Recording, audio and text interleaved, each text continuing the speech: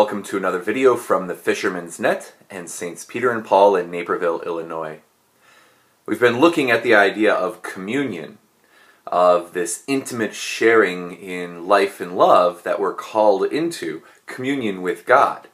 And in our last video we saw how sin is ultimately a rejection of communion, and that sin has the potential to rupture our communion with God. So we're going to look at God's restoration plan. How does God, in light of sin, restore us to communion? And here's the problem with sin. Once we're stuck in this deep mire of sin, we can't pull ourselves out. Sin is an infinite offense. If you think about it, the seriousness or the gravity of an offense is kind of proportionate to the one that's being offended. So for instance, if I go and just slug my brother on the shoulder for no reason, there's a certain offense there.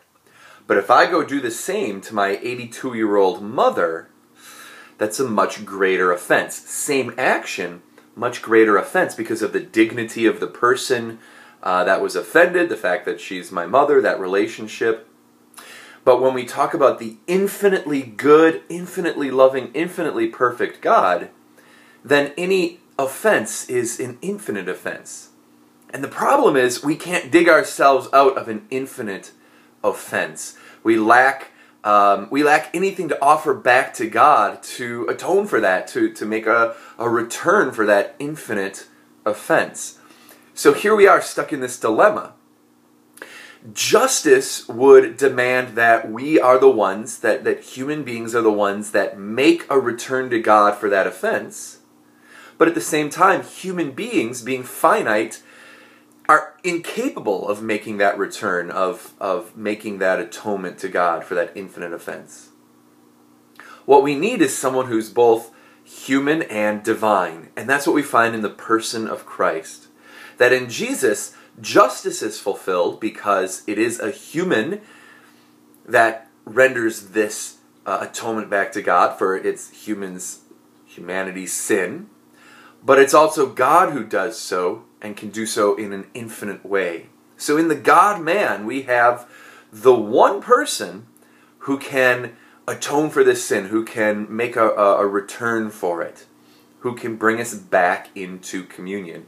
And here's the amazing thing. How is it that God restores us or returns us to communion once we've shattered that communion? He enters into even more radical communion with us. Think about it. The story of God's salvation of His people is one of continually entering into deeper and deeper communion. He reveals Himself to Abraham as the one true God. There's all these other false gods, Abraham, but I'm the one true God. Trust in me. He enters into communion with Abraham. He enters into communion with Moses and the people by disclosing His name in the burning bush. Right? Not only am I the one God, but here's my divine name. And the whole progress of the people of Israel is, I will be your God, you will be my people. God was seen to dwell with His people in the tent of meeting, in the Ark of the Covenant, in the pillar of fire, in the pillar of cloud that accompanied them in their journeying. God is entering into this communion with His people. But He does so in a completely radical way in the incarnation. When we had broken off communion, what does God do? He enters into the most profound communion with us we could think of. He becomes one of us. He enters into communion with humanity in His very person. In the one person of Christ, you have fully God and fully man in one person. Our ruptured communion is restored in the one person of Christ, who brings us back into communion with one another, with one another and with God.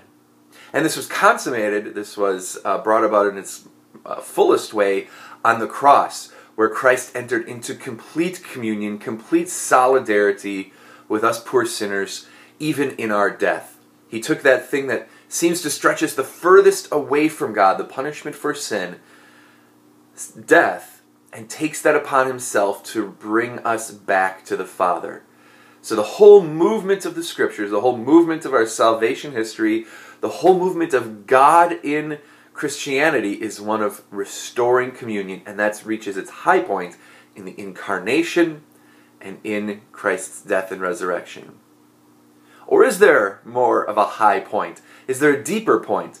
We're going to see in our next video that that motion of God entering into communion with us goes even further, to the point where he wishes to enter into each of us in the form of bread and wine in the Eucharist. So stay tuned for that.